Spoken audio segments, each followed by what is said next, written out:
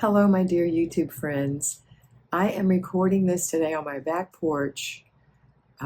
It's a Friday. I know you're getting this on a Wednesday.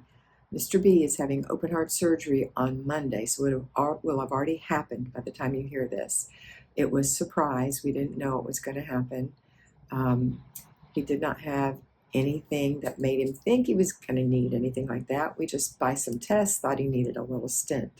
But instead, when they got in there, he needed open heart surgery. So I'm recording this before that time.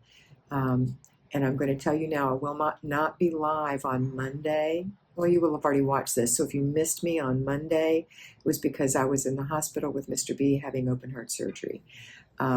Anyway, I'm going to talk to you today about the 3-layer cake. This is going to be shorter than normal because I'm trying to get all of my recordings done today. I also record 5 videos for Patreon. If you're not a Patreon, I highly recommend you come into patreon.com and join for $5 a month. $5. You get 20 videos a month. It's Monday through Friday every week. Sometimes you get extras depending on how long the month is. But every day I tell you exactly what we're doing that day. And it always has something to do with the 3-layer cake. So we're going to talk about the 3-layer cake today. If you've never heard that, it's my version of the FlyLady system. There are 3 parts to the FlyLady system. There are your rituals, which are called routines in the FlyLady system. I call them rituals because they're really for you, and I want you to embrace them and make them rituals in your life so that you can get them done every day, because these cornerstones will hold your life together even if you can't get the other things done. If something comes up and you just can't, in my example, I'm in the hospital all week long. The only thing I can do is throw a load of laundry in the morning, empty the dishwasher, do my morning routine, make the bed, and go to the hospital. When I come home, I do a clutter stop just to make sure I didn't leave anything out. I make my meal. I clean up after dinner. I do my before bed routines. These are your rituals, and they're so important that you, and putting my laundry away, these are important rituals. So the first layer is rituals. The second layer is your zone. Your zone is that part of your house that you're going to want to work in. So you're dividing your house into 5 zones. Typically the zones are zone 1, the entryways inside and out. That would be your patio, your sidewalk, your deck, the inside part of your garage next to the door. On the inside, it could be the mudroom you walk through. It could be the foyer that you come into. It could be just a sliding glass door that you walk in. It could be just a door from an apartment hall that you walk in, and right there by the door. These are your entryways. That's zone 1. Zone 2 is your kitchen. And if you have an eating kitchen, it includes that part. Zone 3 is called other rooms.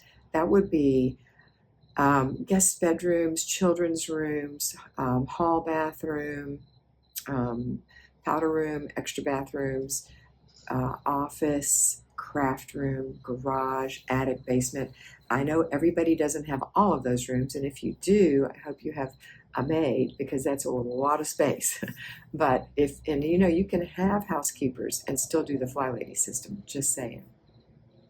But it usually is just 1 or 2 of those, or 3 maybe of those. And so that's zone 3.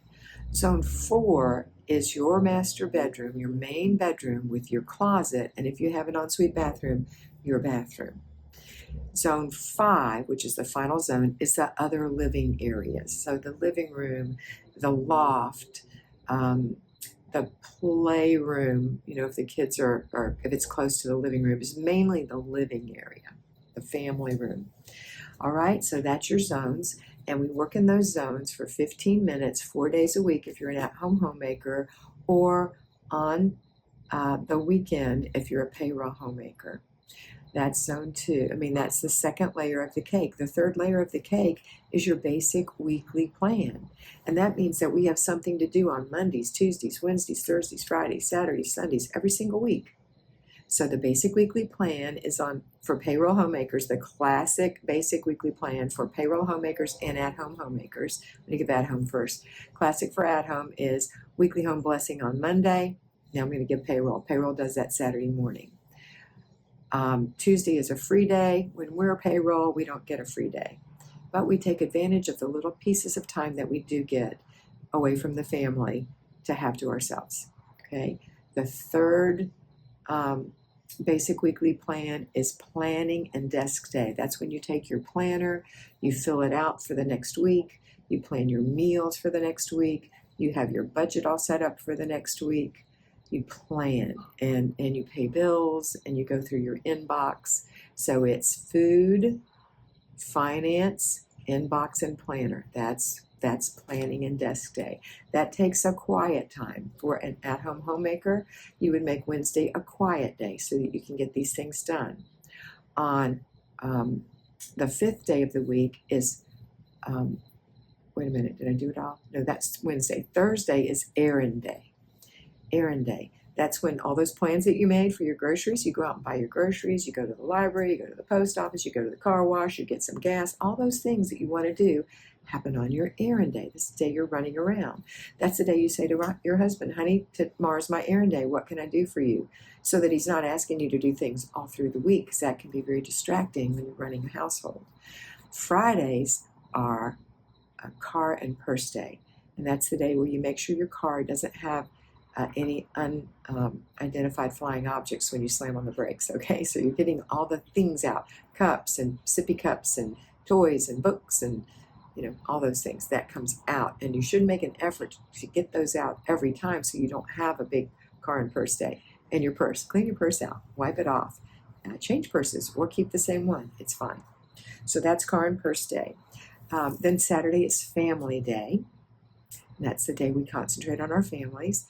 If you're a payroll homemaker, by the way, your errands can be done. Your planning and desk day would be Sunday afternoon. Usually that's a quiet time. If you have a classic payroll schedule. If you don't, you'll have to use your smart brain and figure out which day is that day and do it. Or maybe you have to split it up over several days, and that's fine too. Just make sure you're putting it in your planner and you're checking it off so that you get it done. Having been an employed person, a payroll person for 40 years, I know that can be a challenge unless you plan it. All right, so we've got planning a desk day for at-home homemakers. Car and purse day, you can do that during the week. That's very little job. And then your errands, sometimes you can pick your groceries up on the way home and run some other errands on your lunch hour if you need to, if you're away at an office. So that's good, or you might have to do some on the weekend. And now we're at Friday. Friday is car and purse, so I talked about that, but it's also date night. So make sure you have a date with your sweetheart. And then even if you're payroll and you're doing these things, you're only going to do it for a little part of the day. Hopefully in the morning you get it done. On Saturday you're cleaning and you're planning and all, not your planning, your planning is Sunday afternoon, but your weekly home blessing hour and your zone work would happen on Saturday morning, so you have time for your family. And you at-home homemakers, don't put things off to the weekend. Your week is when you get it done. Even if you homeschool, you have time to do these things so that on Saturday you can rest and relax with your family. And Sunday is the day we renew our spirit. Okay, that's our 3-layer cake. It is rituals, zones, basic weekly plan. So that is what makes our life sweet. That's what helps us have peace in our life, control in our home, and we finally learn to love ourselves. I hope you have a wonderful day, and I hope you always remember to be beautiful because you are beautiful.